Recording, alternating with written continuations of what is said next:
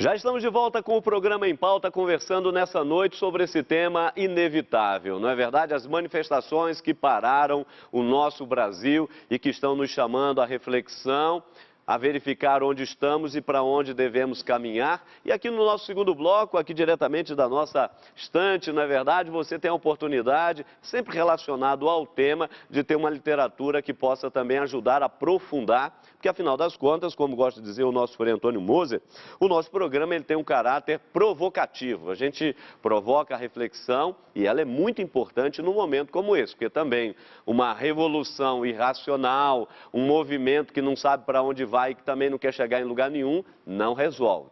Então o que nós estamos vendo aí é uma manifestação que tem propósitos, que tem objetivos, que tem metas e nós queremos entender e ajudar as pessoas a entender um pouco mais sobre isso. Aqui do Evaristo Eduardo de Miranda, quando os jovens não tinham voz nem vez, Jesus no caminho, no conflito de gerações. Está aqui do Evaristo Eduardo de Miranda, que já esteve conosco aqui no nosso programa Em Pauta. Está aí para você, vou recolher e pegar aqui um outro livro, também relacionado ao tema dessa noite, do Christian Luiz da Silva, é o organizador, Políticas Públicas e Desenvolvimento Local. Está aí, Políticas Públicas e Desenvolvimento Local, inclusive relacionado às políticas públicas, é a grande bandeira deste movimento que está aí em todo o país, ou seja, essa nossa ação política que anda bastante fragilizado com relação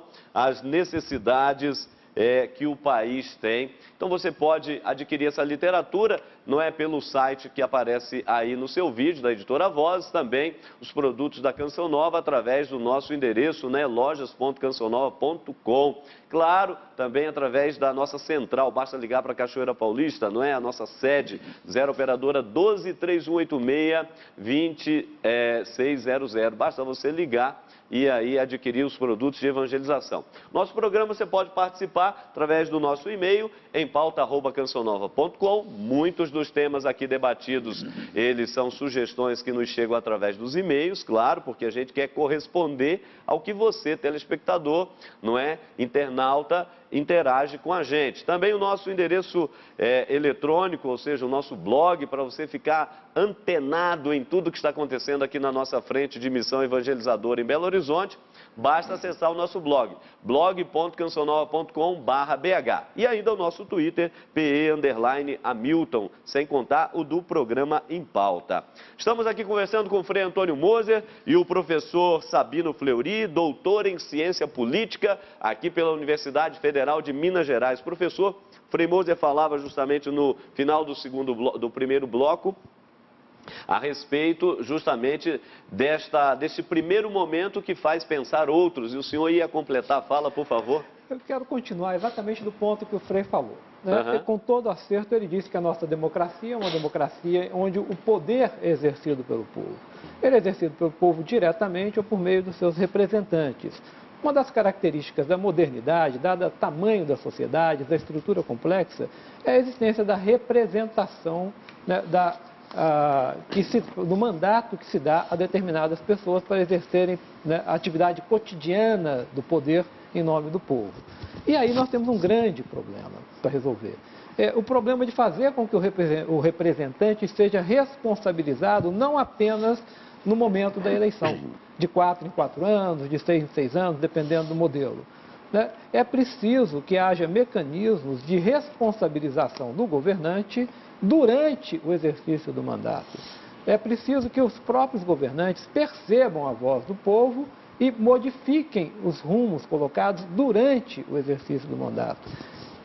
É preciso que o Estado, e aí não é o governante, forneça à sociedade instrumentos de informação para que a sociedade acompanhe o exercício da política no dia a dia. É claro que não são todas as pessoas que fazem isso, mas é possível que grupos interessados, que organizações interessadas façam esse tipo de situação. Então, na realidade, esse momento que nós estamos vivendo, ele tem essa natureza. A população está exercendo, de uma maneira ainda não muito estruturada, o direito de acompanhar o exercício da política no seu dia a dia. Isso é um movimento rico, isso tem que ser aproveitado, isso tem que ser canalizado para dentro das instituições e as respostas dos governantes têm que ser efetivas. Eu perguntaria para o senhor ainda, antes de passar aqui ao Frei Mose, na questão da igreja, porque a igreja se pronunciou, inclusive através do arcebispo de São Paulo. Antes, porém, as pessoas, num primeiro momento, o Brasil, a população, acolheu muito bem esses eventos esportivos que nós já estamos acompanhando, Copa das Confederações nesse momento, daqui a pouco, ano que vem, Copa do Mundo, depois Olimpíadas em 2016, vamos ter esse evento extraordinário católico aqui já no mês que vem, que é a Jornada Mundial da Juventude, mas especialmente esses que tocam o governo federal. Esses grandes eventos esportivos se acolheu muito bem no primeiro momento, mas agora há um certo rechaço por parte da população em relação a eles. O porquê disso, no primeiro momento se aceita e no segundo momento se rejeita? O que está acontecendo aí? Eu vou dar um palpite, e aí não é mais do que um palpite. Na realidade, este evento produzido com um custo razoavelmente alto, ou bastante alto, esse não é um evento que foi feito para a população brasileira. Os convidados para o evento são poucos. O custo é alto, houve modificação de regras a respeito, por exemplo, de gratuidade ou de meia entrada, e mais do que isso, há uma ideia que está sendo passada, inclusive pelas autoridades, de que o entorno dos estádios é território da FIFA. É como se nós alienássemos, isso foi dito na televisão. Sim, é verdade. É como se nós alienássemos parte da nossa soberania para um órgão externo. Quer dizer, na prática, nós estamos pagando para uma festa para a qual nós não fomos convidados. Isso é ruim, tá? Talvez isso seja algo que esteja por detrás do sentimento, né? Mais um dos elementos que contribuem para todo esse sentimento. Aliás, e essa foi também, o Frei Mose, a pauta e a fala do cardeal arcebispo de São Paulo, Dom Odilo Pedro Scherer, que, claro, né, como a coisa surgiu em São Paulo, na capital paulista, a igreja, ela não deixou de se pronunciar. A igreja que sempre fez parte desses movimentos populares. Se a gente fizer aqui uma rápida memória, e o senhor tem participação efetiva nisso, não é? Nós estamos bem antenados. Ou seja, a igreja sempre caminhou com a população, com os jovens, com a sociedade, na busca de uma sociedade melhor.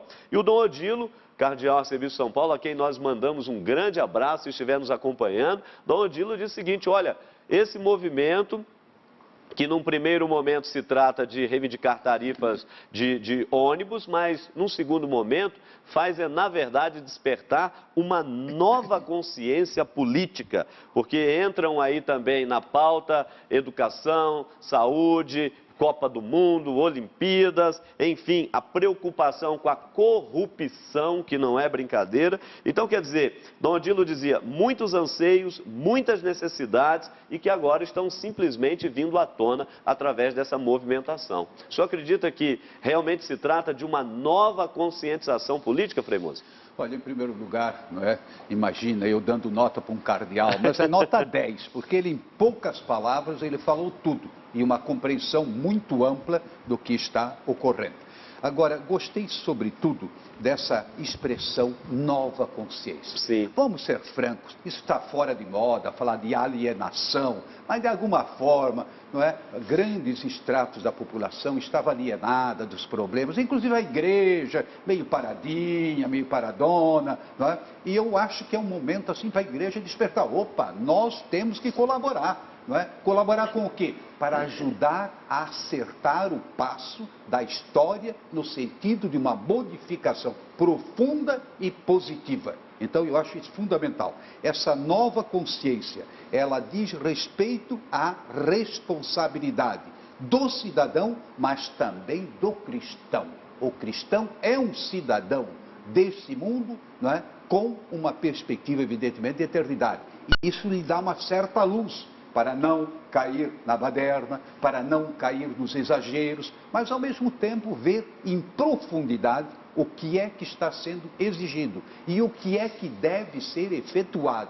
Então eu acho que a igreja, ela, como por assim dizer, está com um grande farol, né, dentro de uma condição de névoa, de sombra, em que você não vê bem para onde vai. A igreja tem essa luz, que é a luz do Evangelho. Claro. Por exemplo, no sentido do respeito à pessoa humana, do respeito àqueles que estão enfrentando essa situação, ou seja, por exemplo, mesmo no caso dos policiais e tudo, também não pode ser vítimas, não é? Como alguns foram, infelizmente, não é? Um outro caso, mas de qualquer forma, eu acho muito importante essa colocação. Nova consciência. E a consciência é tudo.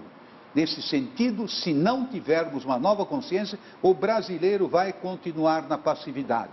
Vai continuar sendo aquele povo da praia e de outras coisas. Não, não. Nós somos um povo que tem uma história, nós somos uma igreja que tem uma história e que tem uma responsabilidade em transformar essa terra num lugar onde todos se sintam realmente amados, filhos e filhas de Deus. Sim, você ia dizer, professor? Essa questão da mudança, do momento da nova consciência, é muito interessante quando se traz isso para dentro da política, ou da reforma política, ou da revisão das instituições políticas. Vamos imaginar que um parlamentar ou um político que foi eleito dentro de determinadas regras do jogo, ele está numa zona de conforto. Ele não tem interesse em alterar isso porque ele tem uma previsibilidade. A existência de uma mudança, de um grupo externo, de uma população se manifestando, afeta essa zona de conforto que o parlamentar está. Então, isso aumenta a possibilidade de que você tenha uma mudança verdadeira. Talvez essa seja uma situação. Né? O povo, ele desloca a zona de conforto, seja do político, seja a zona de conforto da própria Igreja Católica. Né? A presença de um elemento externo faz com que você gere uma crise, e a crise, ela pode, e muitas vezes é extremamente benéfica para a mudança. Vai depender da canalização, né, do que está por detrás. O senhor naturalmente conhece grego, né? Não conhece grego? Crise, né? Vem do crinem.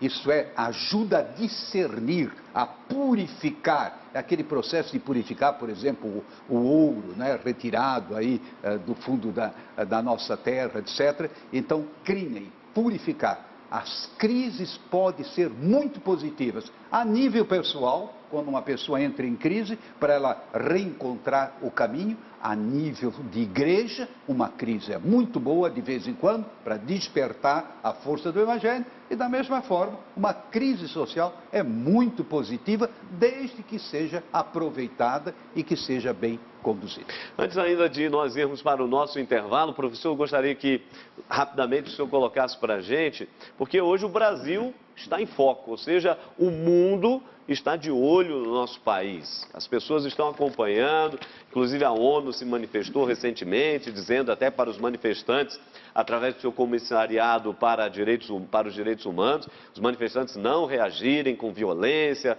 não fazerem uso da violência, que seja pacífica, etc. e tal. E a imprensa mundial tem noticiado, alguns com certa acidez, não é? Alguns jornais da França, mesmo da Inglaterra, até Estados Unidos, dizendo justamente que um pouco aquilo que se vendeu não corresponde à realidade brasileira. Mas e essa imagem nossa no exterior, que foi quase que mostrando o Brasil como um certo paraíso nos últimos anos? Preocupa essa imagem nossa junto ao exterior, professor? É claro que a pessoa que está vendo de longe, ela vai ter uma visão parcial disso, da coisa que está acontecendo. É possível, por exemplo, que a imagem seja arranhada.